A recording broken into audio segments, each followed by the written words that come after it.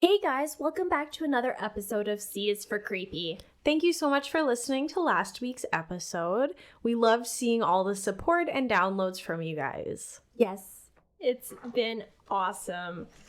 Jumping right into it, what is our letter J? So this week, I'm going to go in a slightly different direction, and I'm going to be covering jewelry theft for my J.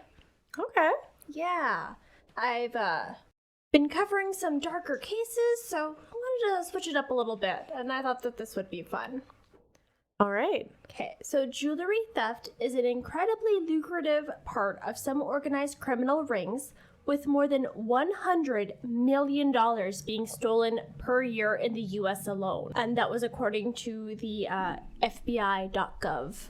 So these criminal organizations tend to commit multiple kinds of different organized crime, and they also tend to operate in multiple locations. Okay. There are a few different ways that jewelry can be heisted, with the most popular being the grab and run method. As the name suggests, this is where the thief will walk into the store, ask to see the most expensive merchandise, and once it is out, the thief will snatch it and run. So, pretty self-explanatory. Okay. But also effective. I guess. According to the Jewelers Security Alliance, whose last crime report was from 2020, it showed that 581 incidents of jewelry theft were grab and run, with an average loss of $10,461. This report also indicated that the most popular day of the week for grab and run thefts was Thursday, with 108. Okay. And the most popular month was December, which really isn't surprising to me. You know what? I honestly would have thought it was February. Ooh, with Valentine's Day, that would make sense too. Yeah. Yeah, I saw the numbers slightly go up like in October and November, and then December was the highest. All right. So the number for December was 75. And that's just the snatch, or the snatch, or the grab and run. I keep wanting to say snatch and grab, but it's the same thing. That's fair. It sounds better. It does sound better.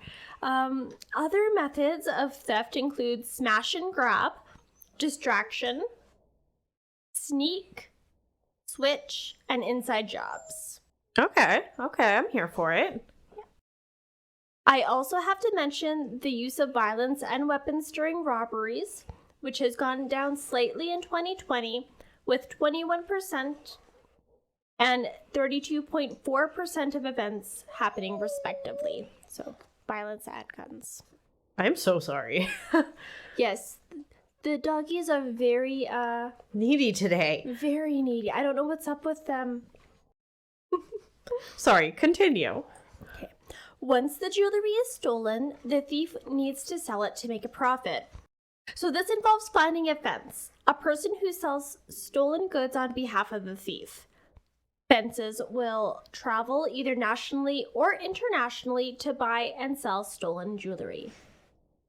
I also feel when discussing jewelry theft, it's important to mention that the jewelry industry in itself is Highly inflated. well, very problematic. It's just a problematic industry that, if I'm talking about jewelry, I feel like I should bring it up. So it's impossible not to mention the many human rights violations and the many ecological concerns that come from mining these gems and precious minerals.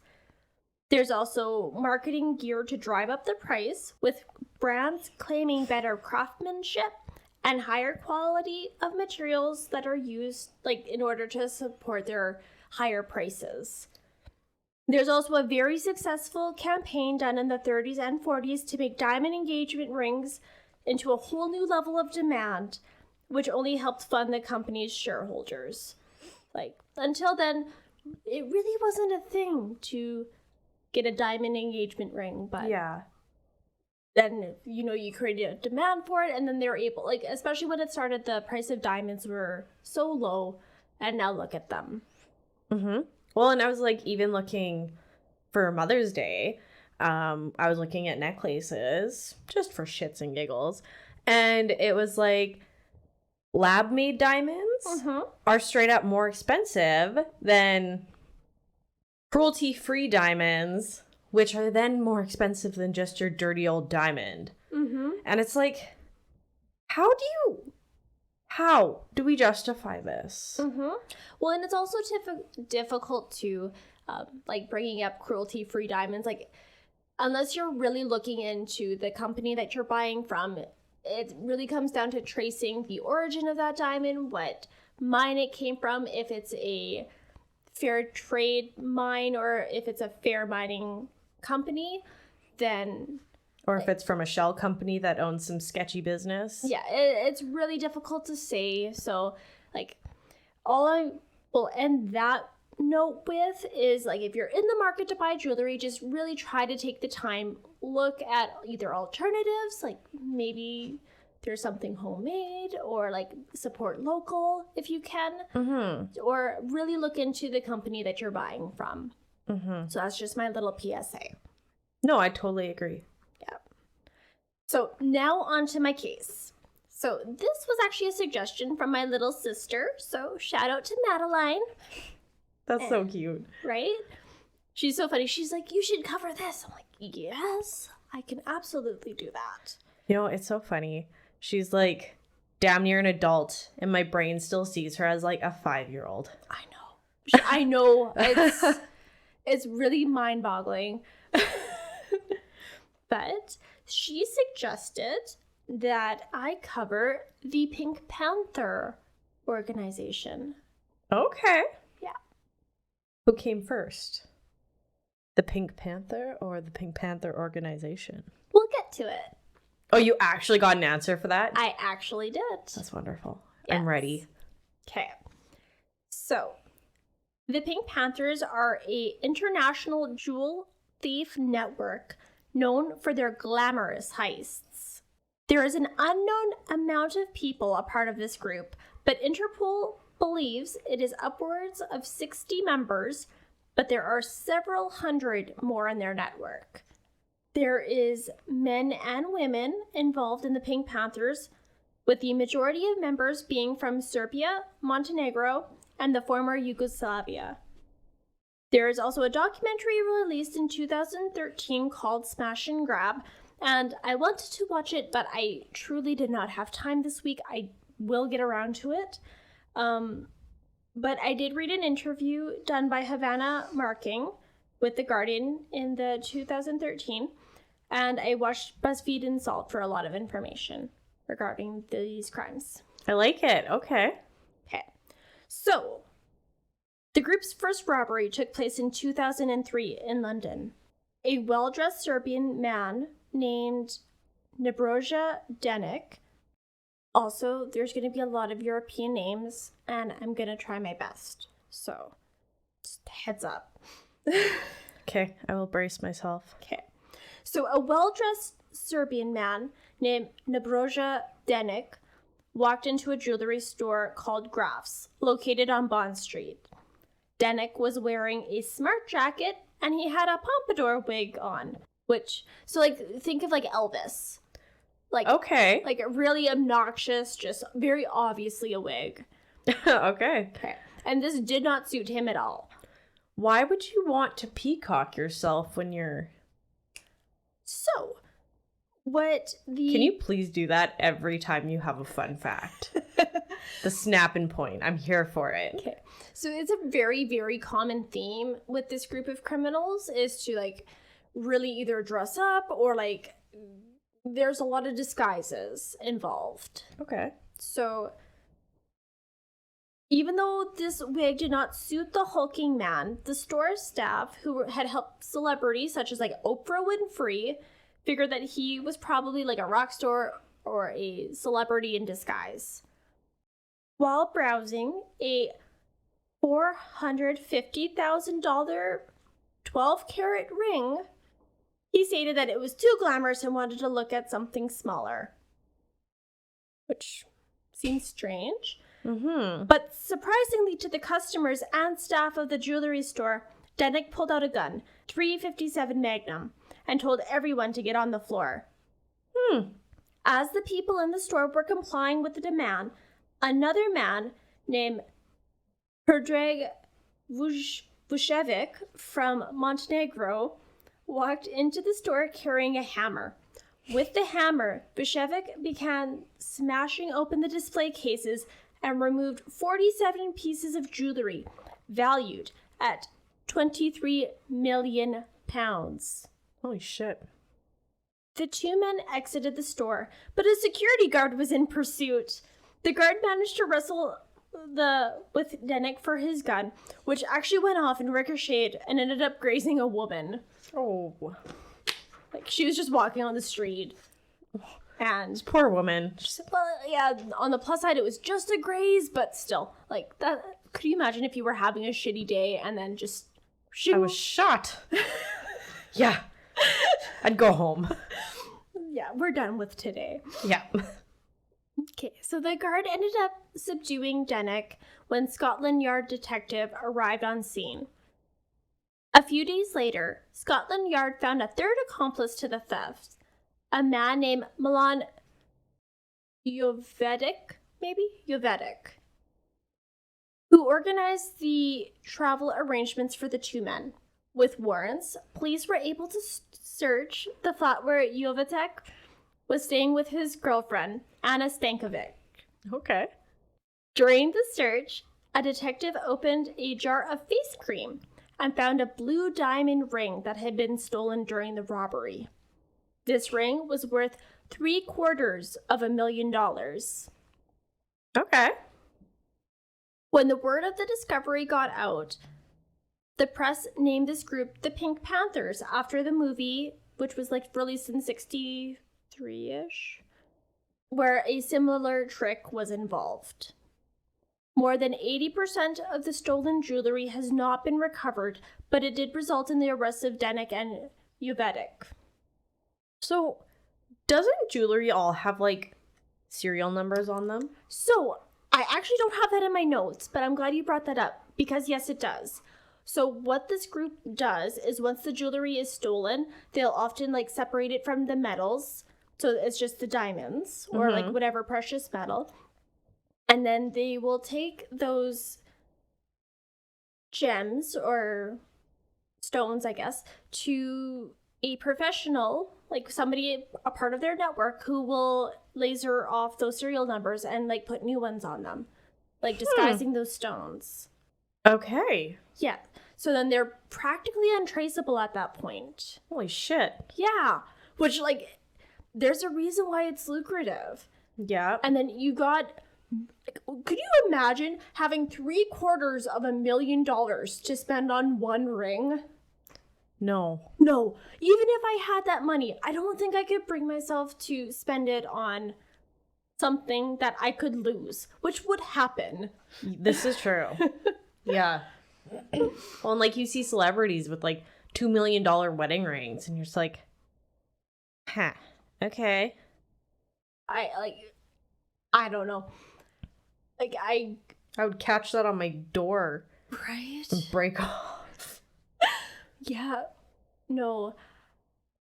I understand, like, the need, like, the human desire for, like, that status, I guess. But I don't know if I could bring myself personally to do that. I'd rather buy a house with that. I'd rather buy land. I'd rather go on a vacation. Could you imagine having a $2 million vacation? Like, in my dreams. Right? Yes. Much better than a ring. So, now that we've covered the crime that gave this group their name, let's talk about the few other thefts that the Pink Panthers have pulled off. So, like, it's going to be, like, a bunch of, like, really short dives into some of their crimes. So, it is an extensive list, with the group robbing 120 stores in 20 different countries in just a 6-year time span. And, like, they're still operating today. I'm just, like, from what I had found originally, that's the number. Kind of impressive. It's incredibly impressive. Just saying, with, like, so few of this network being caught. Mm-hmm. The most common way this group conducts its thefts is by sending one person in as a distraction while other members follows in, smashing displays and stuffing their bags with the jewels. There can be months of preparation that goes into planning a heist. Well-dressed, attractive women will do recon under the disguise of a customer, and they'll give that information back. They have to draw up blueprints of the store. Everything is meticulously planned. It would have to be. So there are some notable exceptions to this smash and grab technique used with the distraction and all that. So in 2001, the group robbed a jewelry store in Paris, France. Before they began the heist, they painted a bench outside the store to prevent any potential witnesses from viewing the crime. In 2003, a group of men used the distraction technique in Las Vegas. A man entered and immediately talked to a saleswoman about a piece of jewelry in the exterior display case outside of the store. Seconds after, a second man entered the store, claiming the attention of another saleswoman. Quickly after this, a pair of men entered the luxury jewelry store located in the Venetian's Grand Canal shops. So, that is bougie. Very bougie.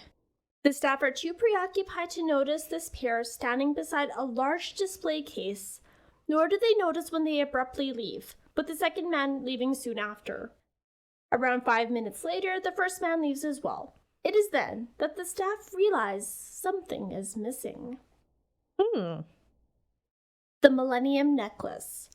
This is a piece made from platinum, black coral, and 2,000 diamonds, valued at $1 million. Holy shit. It was described as a wearable sculpture. Wow. Okay. Right? In 2004, two men in wigs entered the Maki Diamond store in Tokyo. They are shown the Comtesse de Vendom Necklace. It is a work of art made with 116 diamonds and with a 125 carat diamond featured in the center. Holy shit. It is valued at 24 million euros. As the salesperson bends over to look at a piece of paper that one of the men had shown him, he is sprayed in the face with pepper spray. That's rude. It is rude. And I will say, from what I've seen, this is probably the most, violent they are towards another person. Well, that's good. They definitely want to shock. They definitely want to scare people into complying. But there's not so much murder or... They're not here to hurt people. They're just here to steal. And make a scene as they steal. So, I will definitely say that for them. I think this is the most violent this case really gets towards another person. Coming from you, that's really good. I needed a refreshing case, yeah. So, as I said, the salesman gets sprayed in the face with pepper spray, and the two men smashes the display case, snatches the necklace and other diamonds. The two men fled out of the store and got away on motorcycles. Security footage captured the theft, but the pair was never caught, and the Comtesse de Vendôme was never been recovered. Oh, this one's fun. At a Dubai shopping mall, two Audi S8s drove through the glass doors in 2007. Nice. The white Audi was the first to enter in reverse, and a second black Audi pulled in after. A man jumps out of the first car, while a woman behind the wheel drives in reverse into the Graf jewelry store doors. Carrying guns and small pickaxes, the two men set to work systematically breaking the display cases open and grabbing the jewels inside. No one wants to get in their way, and the pair work quickly, stealing $3.4 million worth of jewels in minutes. And we're talking maybe 3 minutes. I have a feeling that I've seen a video of that one. That's my next note. You can watch the entire entrance and the theft on YouTube. Yeah. Yeah. So I think my question here is, why do they keep putting these multi-million-dollar necklaces, jewelry, rings, whatever, in display cases, not in, I don't know, locked vaults. So I think that kind of goes back to like human pride and the status.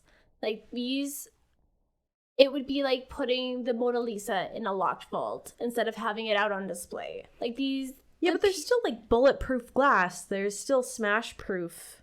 I agree. Like there's probably smarter ways to have it on display. Yeah. Like better security.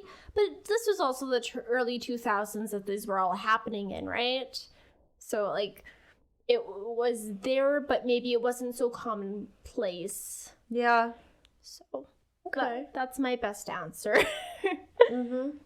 Either way, like they know what they're doing. They are working with a system. So mm-hmm. And it's working. It is. There is also speculation if the Pink Panthers were behind the jewelry theft of Kim Kardashian in Paris in 2016. So that's one of like I said, they're still operating now. Mm-hmm. But they're like, and I should say too, like these are not necessarily like confirmed. It's lots of speculation. These are all the same MOs. These are smash and grab. So back to Kim K. While staying at Hotel de Portals in the penthouse suite, Kardashian faced a nightmare situation when a group of 5 men broke into her hotel room and held her at gunpoint. The gunmen tied her up, gagged her, and forced her into a bathtub.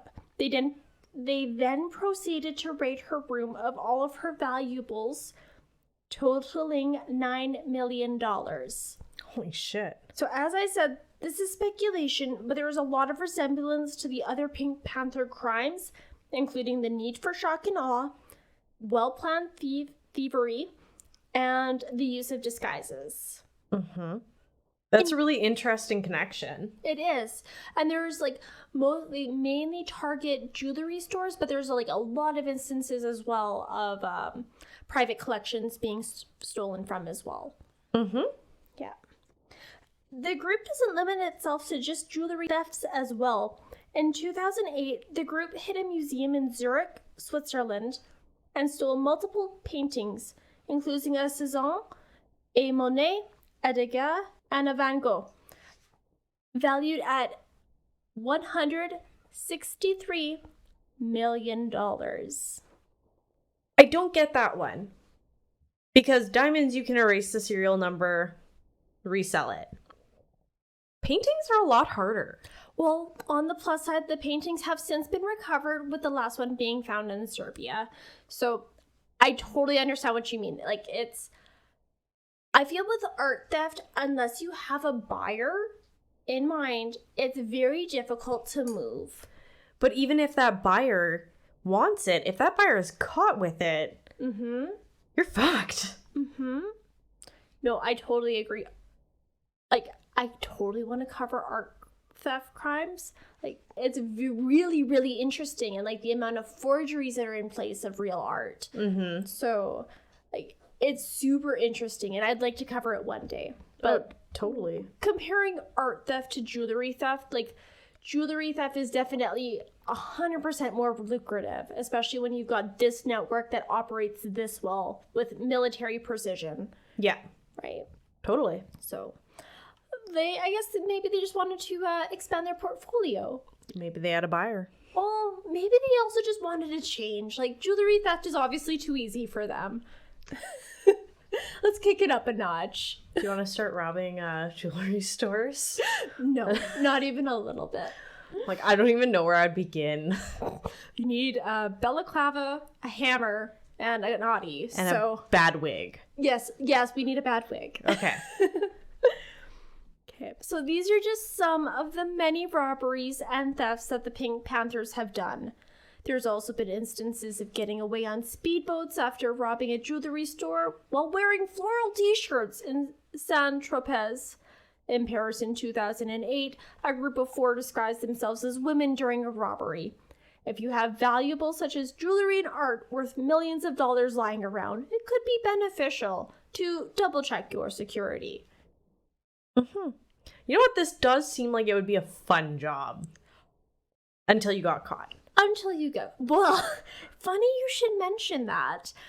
There have been multiple arrests made with connections to the Pink Panthers, including that of Serbian Dragan Mikic, who was on Interpol's most wanted list.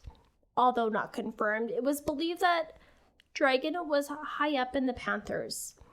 In 2005, while being held in the Villefranche de Senon Remand Center in France, Mike was walking outside for exercise time. A van pulled up alongside the prison wall and opened fire on the guard towers with automatic weapons. During the confusion, two of Dragan's associates were able to put ladders up against the side of the prison wall, toss over wire cutters, and an additional ladder, which Dragan used to make his escape. So they're tight. They are. Dragan has not been found since. And this wasn't even, like, there's been multiple escapes from, prison breakouts with connections to the Pink Panthers as well. So even if they get caught, there's always a chance. So, you know what? They steal diamonds, right? I would rather a diamond thief be on the loose, especially me and my not the 1%, than a murderer, personally. But that is amazing. Right? What could their motivations be for these jewelry thefts, other than, like, greed or, Adrenaline? Yeah. It is believed that due to the meticulous way that these crimes are planned, it is due to members being retired military from the former Yugoslavia. Like, there's a whole bunch of wars that took place there. Their cities are pretty much decimated in some parts. And, like, there's really been no, like, reparations either. There's been no plans to help rebuild, and there's been sanctions placed on those countries. So their economy has crashed. It's really easy to see in that situation why crime would be the next alternative. Because, like, you start small. You're bringing in, like, food and, like, just stable items, pretty much. You're just bringing that in. So if you're already doing that, why not kick it up a notch? And especially when the Panthers are very good at it. Some hail this group as modern-day Robin Hoods, stealing from the rich and bringing that money back home. This idea has actually gotten some different news outlets in trouble in the past, as Interpol does not want sympathetic narratives given to this group. So, like, there's actually been, like, a few different big outlets that have gotten in a lot of trouble for their sympathetic narrative. Yeah.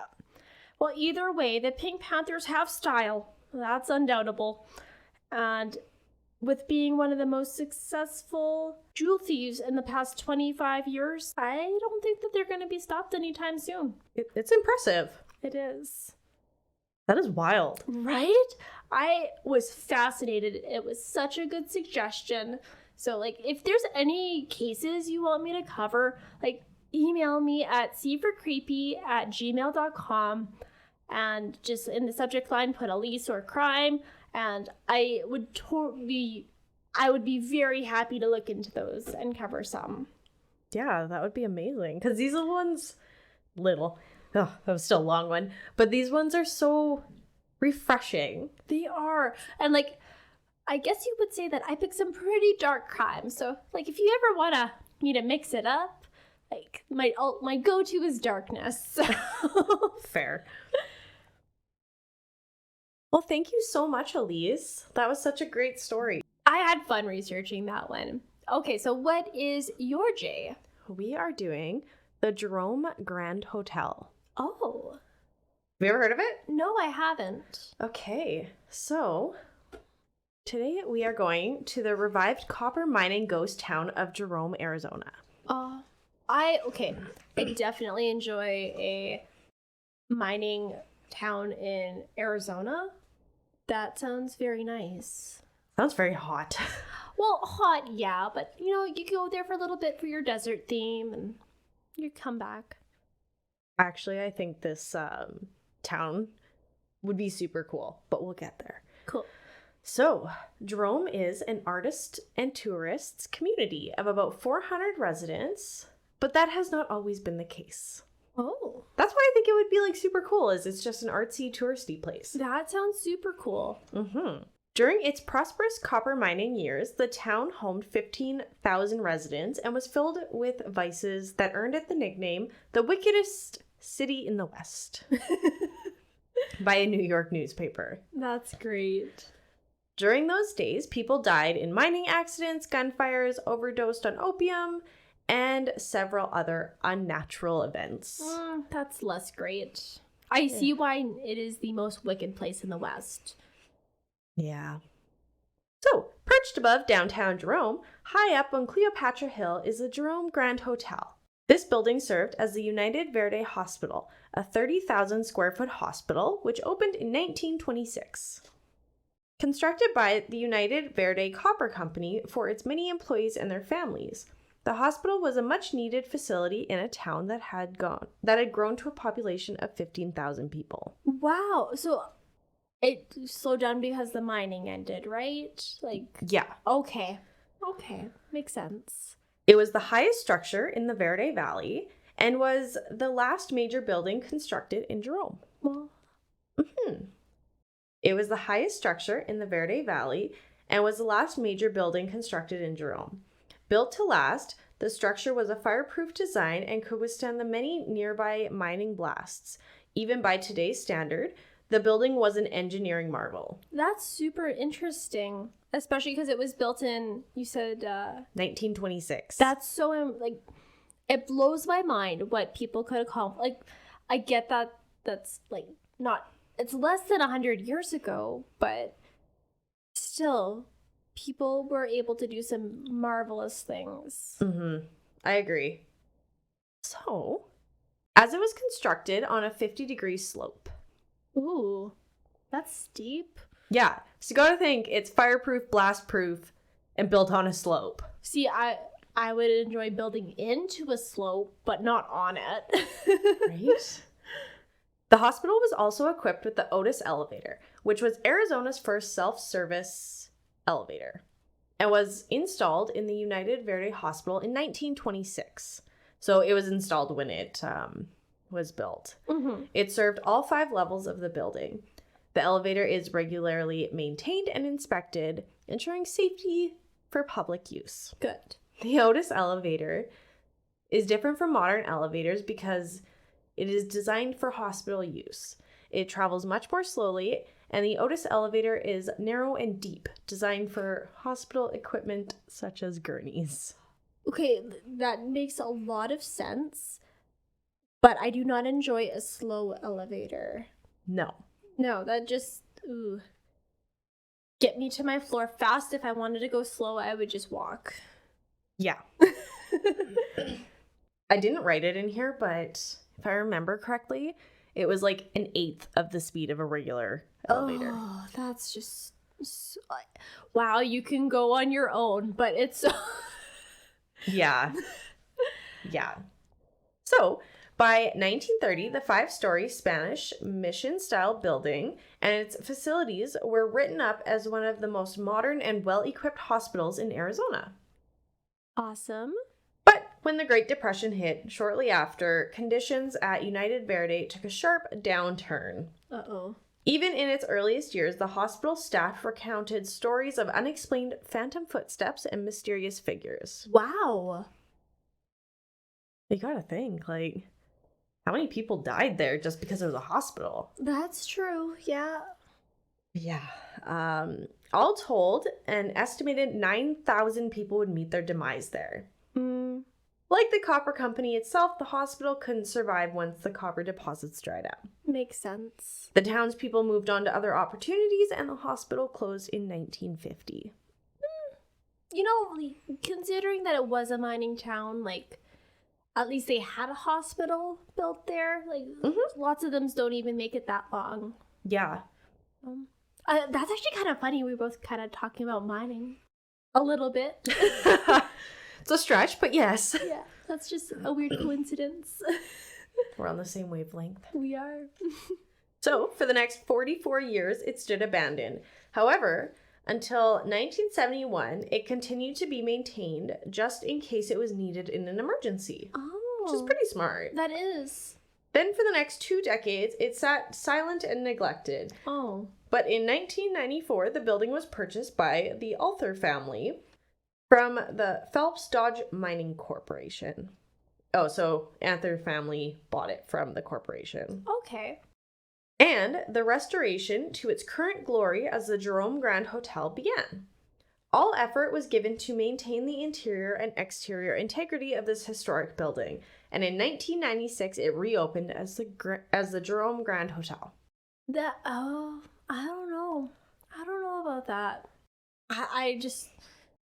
I found out today they're building townhouses at the Charles Camsell Hospital, so... Oh, I don't know. Like, hospitals should just not be hotels, or, like, you shouldn't be able to stay. It should be a nice memorial park. Something, yeah. Let the spirits be. Yes.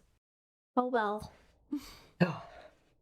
So, during its hospital days, many deaths occurred from illness and injury, but also some rather suspicious in origin. Ooh. Like that of maintenance man Claude Harvey.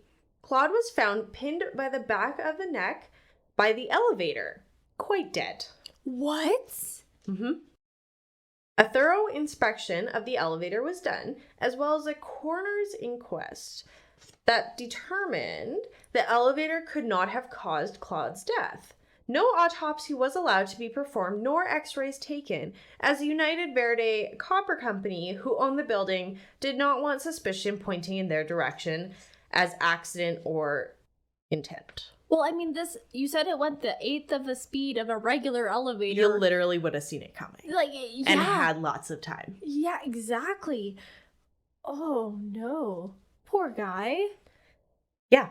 Claude is the only death in the hospital whose cause has yet to be determined. Speculation is Mr. Harvey was murdered and his body was placed in the elevator room, with his head hanging over the elevator shaft to look like an accident. Yeah. Okay. Yeah. Almost immediately after his death, strange occurrences began in the building. Oh, sorry to cut you off there. But if you were gonna kill someone that you could guarantee would come back to haunt, it would be the maintenance man of the person, like, of the place that he worked. Of course he's gonna come back. And what's worse is he knows all the tricks of the place. Like, he's gonna fuck everything up. Right. I know.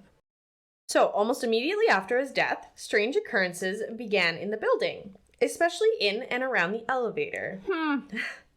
Lights in the elevator shaft have been seen, and the sound of the creaking elevator has long been heard, even when the building was vacant with no power. Even today, when it's unused. Ew.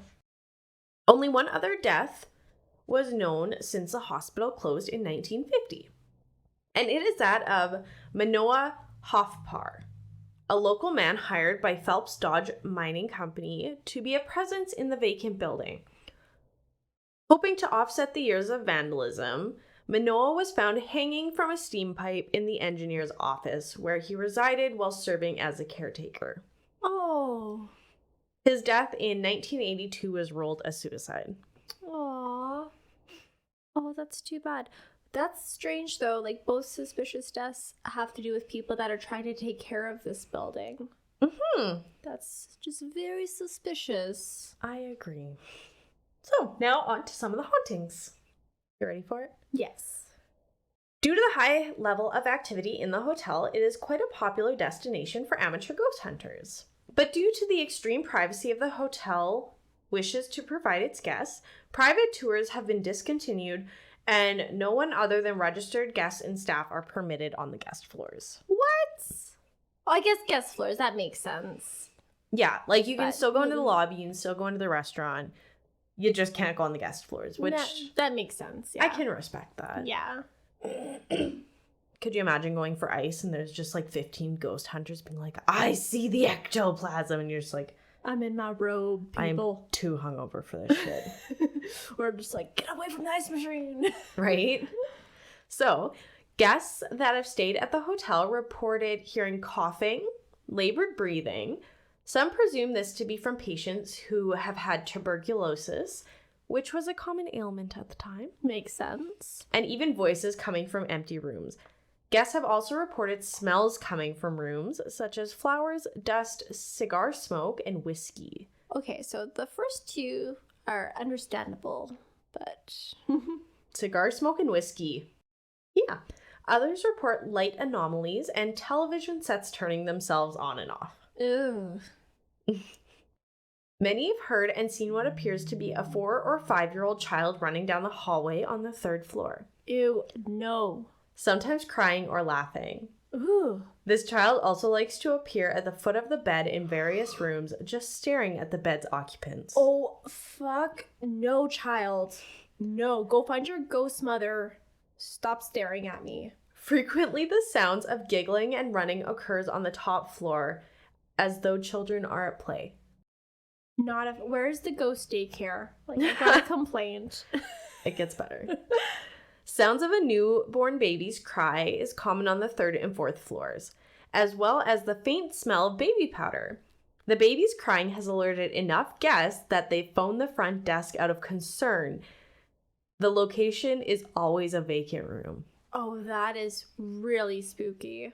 Right? Could you imagine being the desk clerk being like, I know, it's good. Just go back to sleep. There is no baby. I don't know if I would lie to them or tell them the truth. I guess it would depend on what the hotel policy was. Yeah. Because, like, you get some haunted buildings that are like, no, you have to deny everything. Mm-hmm. So, ooh, that's a tough one, though. Yeah. Guests frequently report bedside table lamps and televisions being unplugged, shampoo bottles rolling across the floor or flying across the room. Oh, flying? Oh, I don't like that. Yeah. The sound of doors opening and closing while the room is vacant are common. Guests have found their electronics dead center beneath the bed. Oh, that is freaky. That is gross. That's so intentional. Mm-hmm. Ooh. Front desk staff, particularly the graveyard shift, have reported hearing coughing and sneezing from hotel's laundry room. Seeing shadows in the same area of whom they believe to be Claude Harvey, the hospital's maintenance man who's found dead in 1935, pinned beneath the elevator. They see and hear Claude roaming the stairwells and the boiler room as though still at work. Aww. These poor guys, they just have to work forever. I feel so, like, that's just so sad for them. Mm-hmm. Others have claimed to see the figure of a shadowy man in the basement on the stairs. Oh, that is eerie. And near the elevator. The spectral man has been described as appearing furious. Others have felt an angry presence. Ew. Right? Guests have also seen the ghost of 2 hospital employees and patient roaming the halls. Okay, that's another good point about these hospitals being converted. Is like, a hospital wear is very distinct. Like, it's very easy to tell if something is, or someone is out of place. Oh. A male doctor carrying a clipboard, a female nurse, and a female patient in a gown have also been seen wandering together in the halls. See, that's not right. That's not where this is a hotel now. Right? Staff and guests have heard and felt a cat brushing against their legs and snuggling against them while on the bed. Most notable and commonplace is the imprint on the bedding of what is believed to be a cat curled up. Aww. That bedding moments earlier was smooth and straight. Ghost cats are okay. A photo provided by a guest staying in room 20 in 2008 shows a cat very clearly sitting on a side table. Ah! That is so cool. I would love a ghost cat. Right? That'd be cool. So sweet. No cat poop, but you still get the cat. No cat fur everywhere. Right? Oh, win-win. Yes. So general manager Chris Arthur, whose father and uncle bought the boarded up 30,000 square foot building in 1994, said they were skeptical and didn't believe it in the beginning. They only had 6 rooms open at first and immediately began receiving reports of guests hearing voices and hospital gurneys in the hallway. He also noted ghostly figures, sounds, unexplained orbs of light, and other paranormal activity that permeates the halls. He once received a phone call from the front desk from an unoccupied room, hearing a lady say something, but it was inaudible. Ugh. He then called the room back, and there was no answer. He walked up to the room, and the room was vacant. Oh, no. Mm-mm.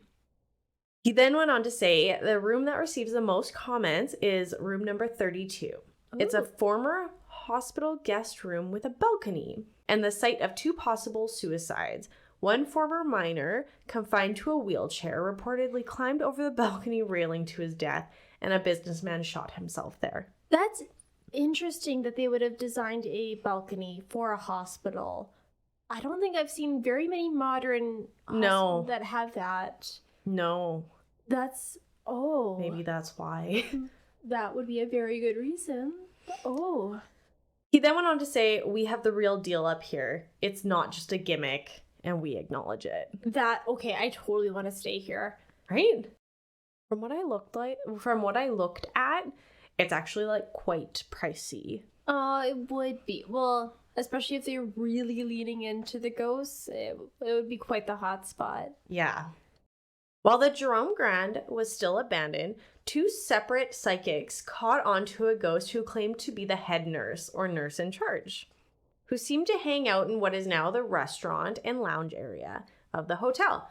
This area was originally the dispensary and main entrance of the hospital. The head nurse was distraught with the removal of the original dispensary desks when the new owner moved the desks back into the lounge. Another psychic came in and confirmed that the head nurse was pleased and hasn't made any complaints since. Wow. Oh, that's freaky. Various sightings of a bearded man appear on several different floors and happens all the time. Oh. Oh. Some sounds of phantom footsteps going up and down the stairs and the hallways, objects inexplicably moving on their own will, electrical appliances that turn themselves on and off. Many of these bizarre happenings occur before the housekeeping staff, who have seemingly become favorite targets of the ghosts. Aww. Sometimes hearing their names being called out by phantom voices. However, they say that the ghosts are accommodating enough, as when they ask them to stop, they do. Okay. At least for a few days. Oh, well, that's something, I guess. I don't like how they know their names. I don't enjoy that. Like, that shows that they're sentient ghosts, right? Like, they're not just, like, residual hauntings. They know what they're about. Yeah. The hotel lobby is an active place for many spirits. Here, the lobby doors have often been seen opening and closing by themselves, like someone is arriving or leaving. Oh, no. Chairs have been rearranged while desk clerks turn their backs. Items have been flown off the shelves in the gift shop. Again with the flying. I know. As well as from the walls in the lobby.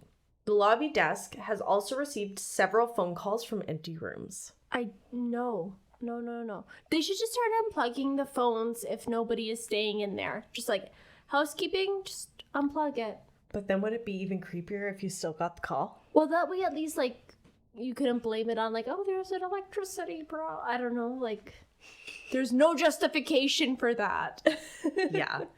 So, near the old 1926 elevator, which is still operational, a finely dressed elderly woman in white has often been spotted. When the owner moved in and started work in 1994 and said that during the first month, there seemed to be an overcast of uncertainty. It was a feeling that your presence was in question. Oh. Not sure if you were welcomed or not.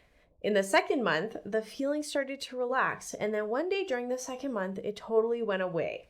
During the following months, there became a feeling of a protective nature. The owner is not into hauntings nor ghost stories, but said the spirits are happy, and he's happy. That's so interesting. Yeah. And there was also an episode done from Paranormal Zach Bagans. Oh, I know which one you're talking about. Ghost Adventures. Ghost Adventures, yes. So he did an episode on this one, and it was really good. Cool. They actually included a touch sensor jacket that lit up. It was really cool. That is cool. I would suggest watching it. Sounds good.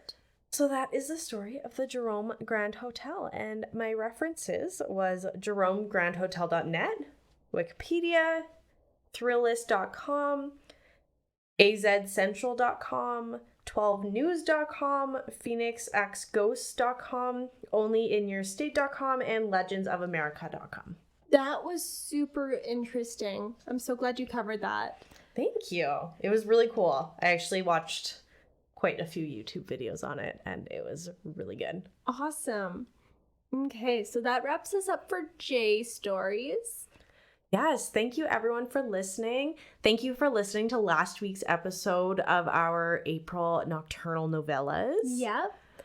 And be sure to tune in next week for our K episode. Yep. Yeah, we're really making our way through the alphabet. Like, it's kind of crazy how I know much this is going. Like, we're already at K. Trust me, I know. Every week I'm like, okay, we're at like I, and it's like, no, we're not at I. Yeah. Okay. Well, thanks for listening. Bye.